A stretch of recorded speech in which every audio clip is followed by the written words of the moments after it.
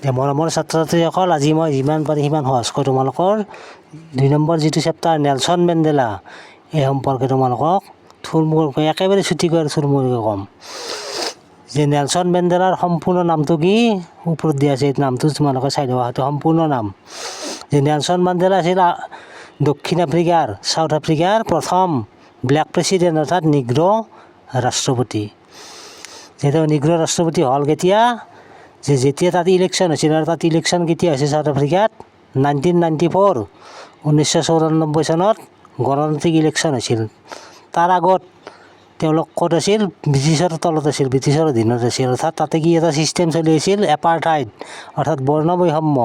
যে বৰ্ণবৈষম্য হ'ল এটা ৰাজনৈতিক ব্যৱস্থা য'ত জাতিৰ ভিত্তিত কি কৰা হয়, মানুহবিলাকক পৃথক কৰা হয়, ছেপাৰেট কৰা হয়।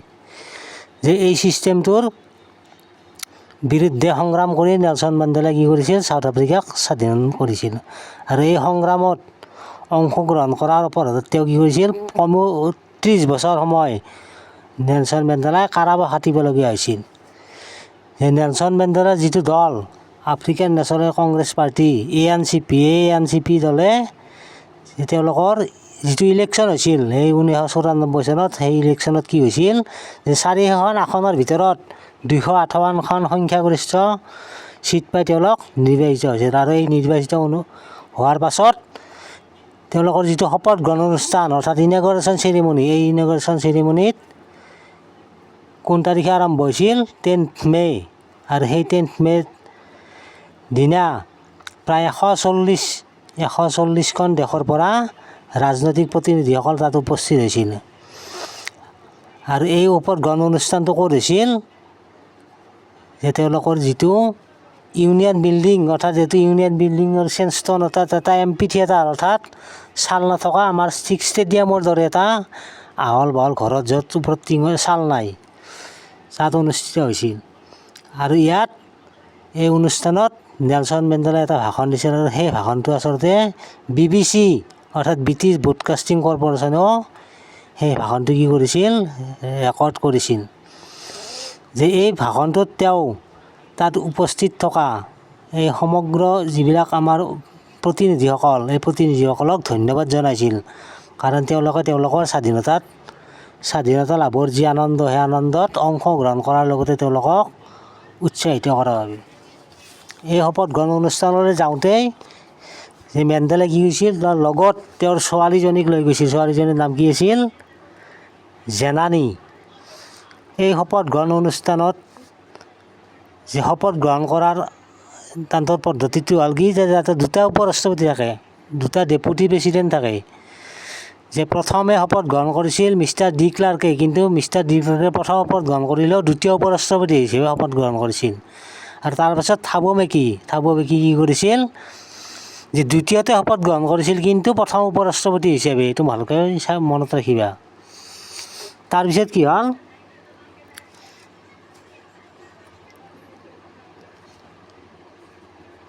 যে তেওঁলোকৰ এই শপত গ্ৰহণ অনুষ্ঠানৰ চলি থকা সময়তে প্ৰত্যেকেই মূৰবিলাক ওপৰলৈ তুলিছিল। কাৰণ তেওঁলোকৰ আকাশত কি কৰিছিল, যিবিলাক জেট হেলিকপ্টাৰ, এই জেট হেলিকপ্টাৰবিলাকে ঘূৰি আছিল। এইবিলাকে এই সৈন্যবাহিনী, আমাৰ সেনাবাহিনীৰ এই ব্যক্তিসকলে তেওঁলোকক নেলছনে নতুনকৈ যিখন চৰকাৰ হৈছিল, এই গণতান্ত্ৰিক চৰকাৰখনক সন্মান জনাইছিল। আৰু সেই সেনাবাহিনীৰ যিসকল মুৰব্বীসকলে নেলছন মেণ্ডেলাৰ প্ৰতি আনুগত্য প্ৰকাশ কৰাৰ লগতে তেওঁক চেলুট জনাইছিল।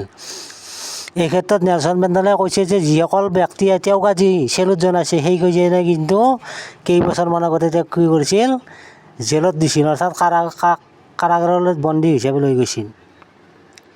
তাৰপিছত এই হেলিকপ্টাৰবিলাকে কি কৰিছিল, ভি আকৃতিত, ভি শ্বেপত তেওঁলোকৰ যিখন পতাকা, সেই পতাকাখন অংকন কৰিছিল। পতাকাখনত ক'লা, ৰঙা, সেউজীয়া, নীলা আৰু গল্ডেন, এই আটাইকেইটা ৰঙেই তেওঁলোকৰ পতাকাখনত আছিল। তাৰপিছত 2টা ৰাষ্ট্ৰীয় সংগীত গোৱা হৈছিল। যে 2টা ৰাষ্ট্ৰীয় সংগীত গোৱাৰ কাৰণ হ'ল ব্লেকৰ বেলেগ আৰু হোৱাইটৰ বেলেগ। এই দুয়ো সংগীত 2টা গাই এই ব্লেক আৰু হোৱাইট দুয়োই কি কৰিছিল, চাউথ আফ্ৰিকাক সন্মান জনাইছিল। তোমালোকে ভালকৈ এই গান 2টা মনত ৰাখিবা। তাৰপিছত তেওঁ অতীতৰ কথা সোঁৱৰণ কৰিছিল আৰু তেওঁক কিহে আটাইতকৈ দুখ দিছিল, যে মেণ্ডেলাক আটাইতকৈ দুখ দিছিল যে যিসকল শ্বহীদ ইতিমধ্যে শ্বহীদ, অৰ্থাৎ যিসকল ইতিমধ্যে মৃত্যু হ'ল, তেওঁলোকে কিন্তু দেখা নাপালে, তেওঁলোকৰ ত্যাগৰ বিনিময়ত দেশখনে কি পালে, আৰু সেইটোৱে গভীৰভাৱে দুখ দিছিল। এই সম্পৰ্কত তেওঁ কেইজনমান শ্বহীদৰ নাম কেইটামান তাতে দিছে, ফটো একেটা নামকেইটা মনত ৰাখিবা। তাৰপিছত তেওঁ গৌৰৱ কৰি কৈছে যে তেওঁৰ দেশখন খনিজ সম্পদ আৰু পাথৰৰ কাৰণে পাথৰত চহকী, কিন্তু তাতকৈ ডাঙৰ সম্পদ বুলি কাক কৈছে, যে তেওঁলোকৰ যিসকল জনতা অৰ্থাৎ ৰাইজ, যিবিলাক হীৰাতকৈ বেছি পিয়'ৰ, অৰ্থাৎ বেছি পিয়'ৰ বুলি কৈছে, বেছি ভাল বুলি কৈছে হীৰাতকৈও। তাৰপাছত তেওঁ সাহস সম্পৰ্কে এটা ধাৰণা দিছে, যে সাহস কি, যে সাহস এনেকুৱা এটা বস্তু যাৰ ভয় থাকেই, কিন্তু সেই ভয় যিয়ে জয় কৰিব পাৰে সেয়ে সাহস বা সেয়ে সাহসী। অৰ্থাৎ সেইজন কেতিয়াও সাহসী হ'ব নোৱাৰে যাৰ ভয়েই নাই, ভয় নোহোৱা মানুহ এজনৰ সাহসী কেনেকৈ হ'ব। গতিকে যাৰ ভয় আছে আৰু সেই ভয়ক পৰাস্ত কৰিব পাৰে সিহে প্ৰকৃত সাহসী। তাৰপিছত মৰম আৰু ঘৃণা, লাভ আৰু হেট, এই বস্তু দুটাৰ মাজত কোনটো অট'মেটিক, যে লাভটো আমাৰ অট'মেটিক, কাৰণ ই জন্মতে পোৱা বস্তু। আৰু এই মানুহৰ যিটো লাভ, এই লাভটো অনুভৱ কৰা বস্তু, যিটো নেলছন মেণ্ডেলাই তেওঁৰ ৰখীয়া এজন গাৰ্জৰ চকুত খন্তেক সময়ৰ কাৰণে দেখা পাইছিল, আৰু সেইকাৰণে তেওঁ কৈছে যে সততা এনেকুৱা এটা বস্তু যাক আমি লুকাই ৰাখিব পাৰোঁ, কিন্তু তাক নুমুৱাই পেলাব নোৱাৰোঁ। It is like a flame which can be hidden but can not be distinguished. তাৰপিছত প্ৰত্যেক মানুহৰে দুটা কি আছে, টুইন অব্লিগেশ্যন বুলি কৈছে, অৰ্থাৎ দুটা দায়িত্ব আছে। যে প্ৰথম দায়িত্বটো হ'ল তেওঁৰ পৰিয়ালৰ প্ৰতি, অৰ্থাৎ তেওঁৰ পৰিয়ালৰ বুলি ক'লে মাক দেউতাক বা ল'ৰা ছোৱালী, এই পৰিয়ালৰ প্ৰতি। আৰু দ্বিতীয় দায়িত্ব হ'ল তেওঁলোকৰ যিখন সমাজ বা যিখন কমিউনিটি বা দেশ, এইবিলাকৰ প্ৰতি যিটো দায়িত্ব, দ্বিতীয় দায়িত্ব। কিন্তু চাউথ আফ্ৰিকাত ব্লেক হোৱাৰ কাৰণে এই স্বাধীনতা, এই যিবিলাক অধিকাৰ, এই যিবিলাক এই টুইন অব্লিগেশ্যন, এই অব্লিগেশ্যনৰ পৰা মেণ্ডেলা অকল নহয়, মেণ্ডেলাৰ দৰে তেওঁৰ সকলো, তেওঁৰ ভাগ ভনীয়েক, দেউতাক মা সকলোৱে কি কৰিছিল, ইয়াৰ পৰা বঞ্চিত হৈছিল। আৰু সেইকাৰণে তেওঁৰ কি হৈছিল, যে স্বাধীনতাৰ প্ৰতি গভীৰ ভোকৰ জন্ম হৈছিল। আৰু স্বাধীনতাৰ প্ৰতি যেতিয়া গভীৰ ভোকৰ জন্ম হৈছিল, তেতিয়াই তেওঁ এই আফ্ৰিকান নেশ্যনেল কংগ্ৰেছ পাৰ্টীত যোগদান কৰিছিল।